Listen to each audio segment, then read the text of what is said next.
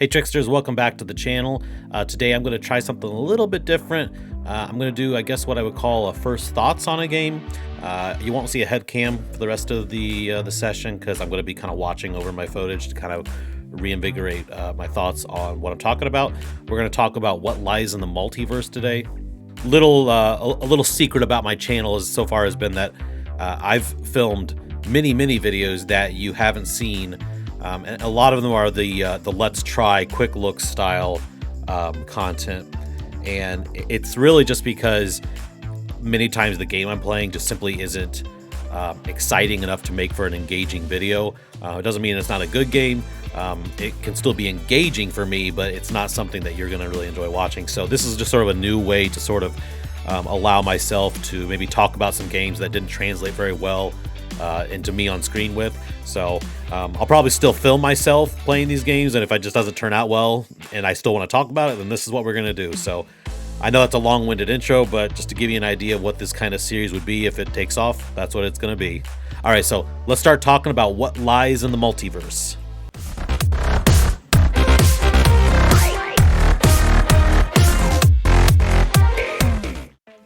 All right, so the game starts out with this kid. He's in his room. He's doing some sort of computer programming. And the basic gist I get of it is that he is trying to simulate all possible outcomes for a similar event. So he's developing this program, and he's just talking to his cat and just kind of talking about how he thinks he's making a breakthrough.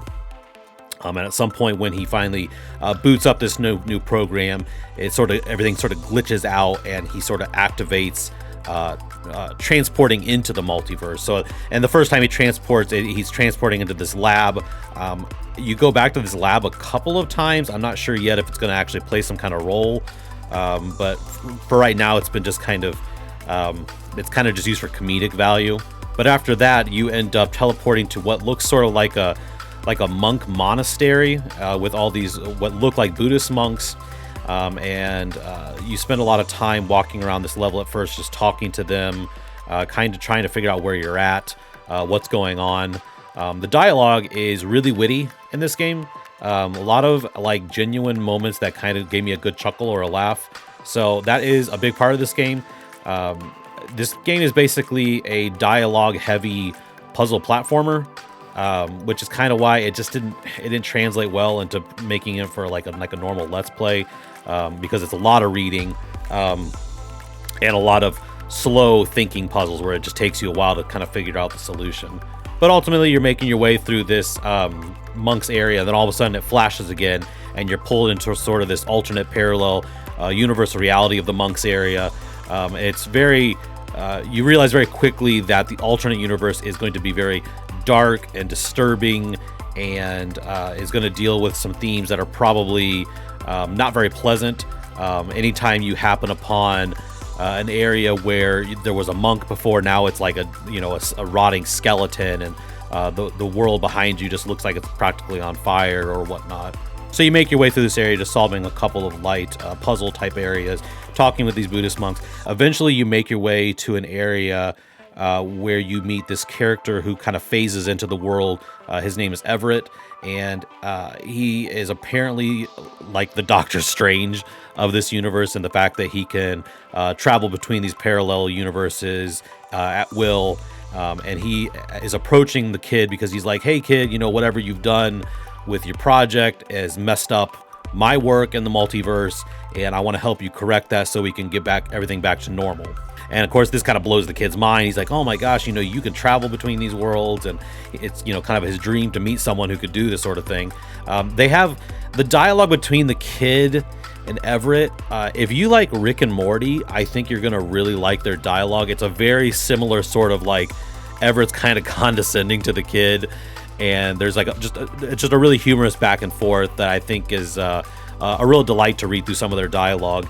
The kid, though, however, is not like an idiot, but again, it's like in comparison to Everett, he probably seems like an idiot because Everett is, transporting all over the place and doing all kinds of crazy things in the multiverse. So after you make your way back through the monk level, you have been given the power then at that point to teleport between the two realities, which plays into the basically that's the main mechanic that plays into all the puzzles. So there's a lot of the beginning. There's a lot of like block pushing puzzles where like you'll push a block to an area and you'll jump off of it and at the same time teleport into the other dimensions to be able to land on a ledge or something of that nature. So it's a lot of lining up things so when you teleport it correctly aligns to what you need to be doing. After you make your way through the monk monastery again, Everett meets you back up at the top, and he transports you back to your home. And at that point, Everett then basically blows up your computer, which, of course, your character is outraged by it and is like, "What the heck? What are you doing?" There's this long kind of back and forth conversation. Ultimately, it leads to the kid begging to become Everett's assistant and go on adventures in the multiverse to kind of understand it more and just see what's out there. Everett eventually relents and allows him to come along, and thus that really does create an even more strong kind of feeling that they have been inspired by Rick and Morty, because again, it really pushes into that sort of the kid with the old scientist kind of mentality. And so they teleport again, and they're on this forested planet. And the basic first chapter is that Everett is looking for some kind of vehicle. Even though he can teleport to places, he needs a vehicle to get some kind of island or something like that. And you, the kid, are making your way through this forest, again, phasing back and forth between the dimensions for all these different kinds of puzzles.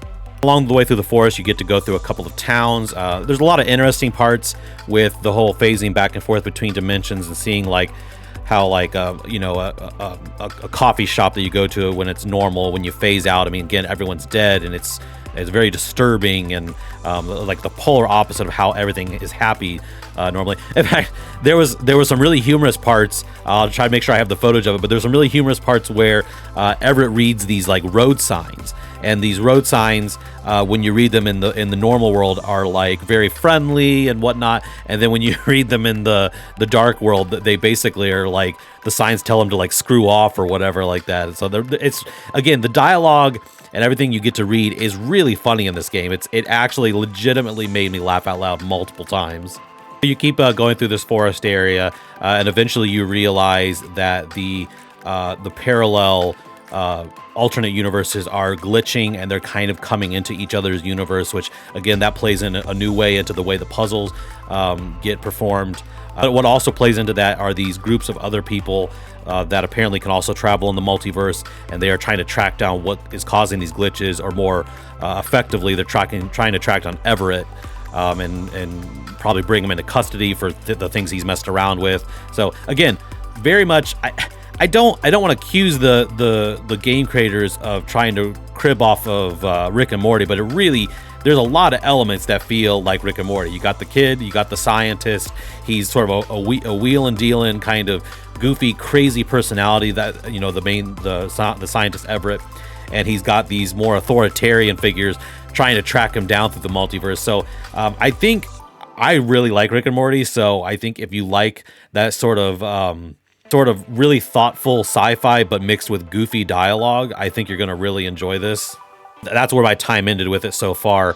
But yeah, I just wanted to talk about it because I didn't think that it would translate very well into watching me play. So I hope that it looks like something that maybe you'd be interested in.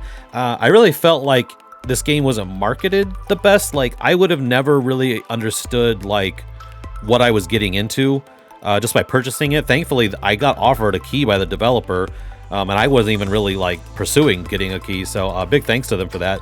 I hope that this video kind of helps them sell a few more copies, because I think it's really good. At the very least, I think you should wish list it and maybe wait for a sale or whatnot. But yeah, What Lies in the Multiverse is really solid. I'm really looking forward to playing some more of it, so I think you should check it out in your own free time.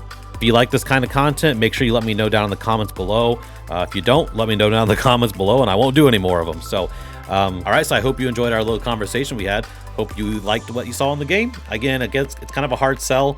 It's not very exciting looking, but it really was engaging and fun to play. So make sure you check out What Lies in the Multiverse, and I will see you later, tricksters. Bye-bye.